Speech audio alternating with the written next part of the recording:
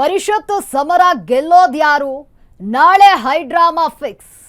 ನಾಳೆ ವಿಧಾನ ಪರಿಷತ್ಗೆ high voltage voting ನಡೆಯಲಿದೆ. ನಾಳಿನ ಒಂದು ಪರಿಷತ್ ಚುನಾವಣೆಗೆ ವಿಧಾನಸೌಧ ಈಗ ಸಜ್ಜಾಗಿದೆ. ನಾಳೆ ವಿಧಾನ ಪರಿಷತ್ ಚುನಾವಣೆಗೆ ಹೈ ವೋಲ್ಟೇಜ್ ವೋಟಿಂಗ್ ನಡೆಯಲಿದೆ. ನಾಳಿನ ಪರಿಷತ್ ಚುನಾವಣೆಗೆ ವಿಧಾನಸೌಧ ಈಗ ಸಜ್ಜಾಗಿರುವಂಥದ್ದು. 7 ಪರಿಷತ್ ಸ್ಥಾನಗಳಿಗೆ 8 ಅಭ್ಯರ್ಥಿಗಳ ಸ್ಪರ್ಧೆ ನಡೆಯಲಿದೆ. ಕಾಂಗ್ರೆಸ್ನ 4, ಬಿಜೆಪಿಯ 2 ಗೆಲ್ಲೋದು ಫಿಕ್ಸ್ ಆಗಿದೆ. ಜೆಡಿಎಸ್ನ ಗೋವಿಂದರಾಜು ವರ್ಸಸ್ ಕಾಂಗ್ರೆಸ್ನ ವಿನಯ್ ಕಾರ್ತಿಕ್ ಈಗ ನಡೀತಾ ಇರುವಂಥದ್ದು. ವೋಟಿಂಗ್ ಇರುವ ಹಿನ್ನೆಲೆಯಲ್ಲಿ ವಿಧಾನಸೌಧದಲ್ಲಿ ಬಿಗಿ ಬಂದೋಬಸ್ತನ್ನು ಕೂಡ ಮಾಡಲಾಗಿರುವಂಥದ್ದು. ವೋಟಿಂಗ್ ಇರುವಂತಹ ಕಾರಣವಾಗಿ ಬಿಗಿ ಬಂದೋಬಸ್ತನ್ನ ಮಾಡಲಾಗಿದೆ. ಪರಿಷತ್ ಸಮರವನ್ನ ಗೆಲ್ಲೋದು ಯಾರು? ನಾಳೆ ಒಂದು ಹೈಡ್ರಾಮಾ ನಡೆಯುತ್ತೆ. ನಾಳೆ ವಿಧಾನ ಪರಿಷತ್ತಿಗೆ ಹೈ ವೋಲ್ಟೇಜ್ ವೋಟಿಂಗ್ ನಡೆಯಲಿದೆ. ನಾಳಿನ ಪರಿಷತ್ ಚುನಾವಣೆಗೆ ವಿಧಾನಸೌಧ ಸಜ್ಜಾಗಿರುವಂಥದ್ದು. 7 ಪರಿಷತ್ ಸ್ಥಾನಗಳಿಗೆ 8 ಅಭ್ಯರ್ಥಿಗಳ ಸ್ಪರ್ಧೆ ನಡೆಯಲಿದೆ. ಕಾಂಗ್ರೆಸ್ನ 4, ಬಿಜೆಪಿಯ 2 ಗೆಲ್ಲೋದು ಫಿಕ್ಸ್ ಆಗಿದೆ. ಆದರೆ ಇಲ್ಲಿ ಜೆಡಿಎಸ್ನ ಗೋವಿಂದರಾಜು ವರ್ಸಸ್ ಕಾಂಗ್ರೆಸ್ನ ವಿನಯ್ ಕಾರ್ತಿಕ್ ಈ ರೀತಿ ಪೈಪೋಟಿ ಇದೆ. ವೋಟಿಂಗ್ ಇರುವಂತಹ ಹಿನ್ನೆಲೆ ವಿಧಾನಸೌಧದ ಸುತ್ತಮುತ್ತ ಹೆಚ್ಚಿನ ಕಣ್ಗಾವಲನ್ನು ಇರಿಸಲಾಗಿರುವಂಥದ್ದು. ವೋಟಿಂಗ್ ಇರುವ ಹಿನ್ನೆಲೆ ಬಿಗಿ ಭದ್ರತೆಯನ್ನ ಕೈಗೊಳ್ಳಲಾಗಿದೆ.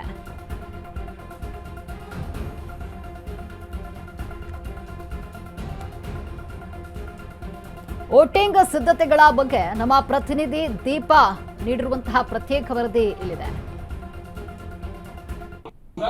ನಾಳೆ 7 ಸ್ಥಾನಗಳಿಗೆ ವಿಧಾನ ಪರಿಷತ್ ಚುನಾವಣೆ ನಡೀತಾ ಇದೆ. 8 ಅಭ್ಯರ್ಥಿಗಳು ಕಣದಲ್ಲಿದ್ದಾರೆ. ಇನ್ ಕೇಸ್ 7 ಅಭ್ಯರ್ಥಿಗಳು ಇದ್ದಿದ್ದೇ ಆಗಿದ್ದಲ್ಲಿ ನೇರವಾಗಿ ಆಯ್ಕೆ ಆಗ್ತಿದ್ರು, ಅಂದ್ರೆ ಅವಿರೋಧವಾಗಿ ಆಯ್ಕೆ ಆಗ್ತಿದ್ರು. ಆದ್ರೆ 8 ಜನ ಇರೋದ್ರಿಂದ ಚುನಾವಣೆ ಮಾಡಬೇಕಾದಂತಹ ಅನಿವಾರ್ಯತೆ ಇದೀಗ ಬಂದಿದೆ. ಹಾಗಾಗಿ ವಿಧಾನಸೌಧದಲ್ಲಿ ಚುನಾವಣೆಗೆ ಬೇಕಾದಂತಹ ಎಲ್ಲಾ ವ್ಯವಸ್ಥೆಗಳನ್ನು ಕೂಡ ಮಾಡಿಕೊಳ್ಳಲಾಗಿದೆ. ಇಲ್ಲಿ ಕೊಠಡಿ ಸಂಖ್ಯೆ 106ರಲ್ಲಿ ಮತಗಟ್ಟೆಯನ್ನ ನಿರ್ಮಾಣ ಮಾಡಲಾಗುತ್ತದೆ. ಅಂದ್ರೆ ಇದೊಂದು ಕಮಿಟಿ ಮೀಟಿಂಗ್ ಅನ್ನ ಮಾಡುವಂತಹ ಕೊಠಡಿ ಇದಾಗಿತ್ತು. ಹಾಗಾಗಿ ಆ ಕೊಠಡಿಯನ್ನೇ ಮತಗಟ್ಟೆ ಮಾಡಿ ಇಲ್ಲಿ ಮತ ಹಾಕುವಂತಹ ಪ್ರಕ್ರಿಯೆಯನ್ನ ಮುಂದುವರಿಸ್ತಾರೆ.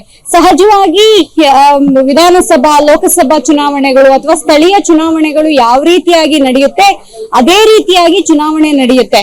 ಆದರೆ ಇಲ್ಲಿ ಬ್ಯಾಲೆಟ್ ಪೇಪರ್ ಅಂದ್ರೆ ಪ್ರಾಶಸ್ತ್ಯದ ಮತಗಳ ಆಧಾರದ ಮೇಲೆ ಅಭ್ಯರ್ಥಿಗಳು ಆಯ್ಕೆ ಆಗ್ತಾರೆ. ಅದಕ್ಕೆ ಬೇಕಾದಂತಹ ವ್ಯವಸ್ಥೆಗಳನ್ನು ಕೂಡ ಮಾಡಲಾಗಿದೆ. ಮೊದಲಿಗೆ ಯಾರು ವೋಟಿಂಗ್ ಮಾಡುವವರು ಅಂದ್ರೆ ಶಾಸಕರು ಯಾರು ಇರ್ತಾರೆ ಅವರಿಗೆ ಮಾತ್ರ ಈ ವೋಟಿಂಗ್ ಪವರ್ ಇರುವಂತಹದ್ದು. ಹಾಗಾಗಿ ಮೊದಲು ಬರುವಂತಹ ಯಾವ ಶಾಸಕರು ವೋಟ್ ಹಾಕೋದಿಕ್ಕೆ ಬರ್ತಾರೆ ಅವರು ಇಲ್ಲಿ ಮೊದಲು ಚೀಟಿಯನ್ನ ತೆಗೆದುಕೊಂಡು ತದನಂತರದಲ್ಲಿ ಪ್ರಾಶಸ್ತ್ಯದ ಮತ ಹಾಕೋದಿಕ್ಕೆ ಅಂದ್ರೆ ಒಂದು ಬ್ಯಾಲೆಟ್ ಪೇಪರ್ಗಳು ಏನಿರುತ್ತೆ ಆ ಪೇಪರ್ಗಳನ್ನ ಹಾಕೋದಿಕ್ಕೆ ಈ ಒಂದು ವ್ಯವಸ್ಥೆಗೆ ಅಂದ್ರೆ ಇಲ್ಲಿ ಕೊಠಡಿ ಸಂಖ್ಯೆ 106ರಲ್ಲಿ ಆ ಒಂದು ಮತ ಹಾಕೋದಿಕ್ಕೆ ವ್ಯವಸ್ಥೆಯನ್ನು ಕೂಡ ಮಾಡಲಾಗಿದೆ. ನಾವು ಅಂದ್ರೆ ವಿವಿ ಮತ್ತೆ ಏನು ನಾರ್ಮಲ್ ಆಗಿ ಬೇರೆ ಬೇರೆ ಚುನಾವಣೆಗಳಲ್ಲಿ ಏನು ಮೆಷಿನ್ ಗಳನ್ನ ಬಳಸ್ತೀವಿ ಆ ರೀತಿಯಾಗಿರೋದಿಲ್ಲ. ಇದು ಬ್ಯಾಲೆಟ್ ಪೇಪರ್ ಅಂದ್ರೆ ಪ್ರಾಶಸ್ತ್ಯದ ಮತಗಳು ಆಗಿರೋದ್ರಿಂದ ಪೇಪರ್ ಮುಖಾಂತರನೇ ಟಿಕ್ ಮಾಡಿ ಮಾಡುವಂತಹ ವ್ಯವಸ್ಥೆಗಳನ್ನು ಕೂಡ ಮಾಡಲಾಗಿದೆ. ಇನ್ನ ಇಲ್ಲೂ ಕೂಡ ಅಂದ್ರೆ ಗೌಪ್ಯ ಮತದಾನ ಇರೋದ್ರಿಂದ ಸ್ಥಳೀಯ ಚುನಾವಣೆಗಳು, ವಿಧಾನಸಭಾ ಚುನಾವಣೆ, ಲೋಕಸಭಾ ಚುನಾವಣೆಗಳಿಗೆ ಯಾವ ರೀತಿಯಾಗಿ ಗೌಪ್ಯ ಮತದಾನದ ವಿವರ ಇರುತ್ತೆ ಅದೇ ರೀತಿಯಾಗಿ ಇಲ್ಲಿ ವ್ಯವಸ್ಥೆಯನ್ನು ಕೂಡ ಮಾಡಲಾಗಿರುವಂತಹದ್ದು. ಗೌಪ್ಯ ಮತದಾನವನ್ನ ಅಂದ್ರೆ ಯಾವ ರೀತಿಯಾಗಿ ನಾವು ಪ್ರಾಶಸ್ತ್ಯದ ಮತಗಳನ್ನ ಹಾಕ್ತಿವಿ ಅದನ್ನ ಇಲ್ಲಿ ಬರೆದುಕೊಂಡು ಹೋಗಿ ಮುಂದೆ ಆ ಒಂದು ಮತವನ್ನ ಹಾಕೋದಿಕ್ಕೆ ಒಂದು ಡಬ್ಬವನ್ನು ಕೂಡ ಇಟ್ಟಿರ್ತಾರೆ. ಇದ್ರ ಜೊತೆಗೆ ಇಲ್ಲೂ ಕೂಡ ವೀಕ್ಷಕರು ಇರ್ತಾರೆ ಆಯಾಯ ಪಕ್ಷದ್ದು, ಅಂದ್ರೆ ಯಾವ್ಯಾವ ಅಭ್ಯರ್ಥಿಗಳು ಎಷ್ಟು ಜನರನ್ನ ಹಾಕಲಾಗಿದೆ ಆ ಒಂದು ನಿಟ್ಟಿನಲ್ಲಿ ಆ ಒಂದು ವೀಕ್ಷಕರನ್ನು ಕೂಡ ಕೂರಿಸಿರ್ತಾರೆ. ಅವರಿಗೆ ಅಂದ್ರೆ ಇಲ್ಲಿ ಗೌಪ್ಯ ಮತದಾನದ ಬಳಿಕ ಸಹಜವಾಗಿ ಯಾರ್ಯಾರಿಗೆ ಆಗ್ತಿದ್ದಾರೆ ಅನ್ನುವಂತಹದ್ದು ಕೂಡ ಪಕ್ಷದವರೇ ಆಗಿರೋದ್ರಿಂದ ಗೊತ್ತಾಗುತ್ತೆ. ಇಲ್ಲೂ ಕೂಡ ಚುನಾವಣಾಧಿಕಾರಿ ಸೇರಿದಂತೆ ಸಹಜವಾಗಿ ಯಾವ ರೀತಿಯಾಗಿ ಏನು ಚುನಾವಣೆಗಳು ನಡೆಯುತ್ತೋ ಅದೇ ರೀತಿ ಇದೆ.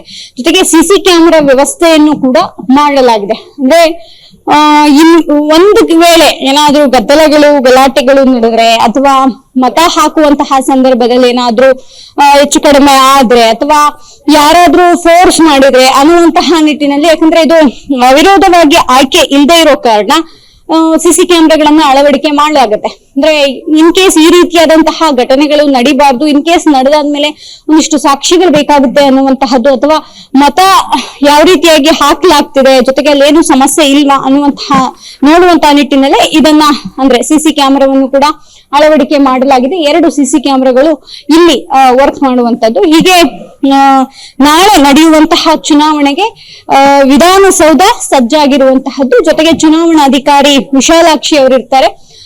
ಅವರೇ ಚುನಾವಣಾ ಅಧಿಕಾರಿ ಅಂದ್ರೆ ಅವರೇ ಕಾರ್ಯದರ್ಶಿ ಆಗಿರೋದ್ರಿಂದ ಅವರು ಮತ್ತೆ ವಿಧಾನ ಪರಿಷತ್ನ ಕಾರ್ಯದರ್ಶಿ ಹೊಸ ಕಾರ್ಯದರ್ಶಿ ಅವರು ಕೂಡ ಇರ್ತಾರೆ.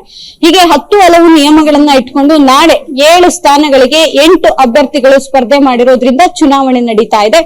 ನಾಳೆಯೇ ಬಹುತೇಕವಾಗಿ ಅಂದ್ರೆ ಈ ಬ್ಯಾಲೆಟ್ ಪೇಪರ್ ಅಂದ್ರೆ ಪ್ರಾಶಸ್ತ್ಯದ ಮತಗಳು ಆದ ನಂತರದಲ್ಲಿ ಅದನ್ನ ಎಣಿಕೆ ಮಾಡೋದಕ್ಕೂ ಕೂಡ ಕೆಲವೊಂದಿಷ್ಟು ಸಮಯಾವಕಾಶ ಬೇಕಾಗುತ್ತೆ. ಹಾಗಾಗಿ ಅದನ್ನು ಕೂಡ ಇಡೀ ವಿಧಾನಸೌಧದ ಅಂದ್ರೆ ಕಾರ್ಯದರ್ಶಿಗಳು, ಚುನಾವಣಾ ಅಧಿಕಾರಿಗಳು ಅದನ್ನ ವ್ಯವಸ್ಥೆ ಕೂಡ ಮಾಡ್ಕೊಂಡಿದ್ದಾರೆ.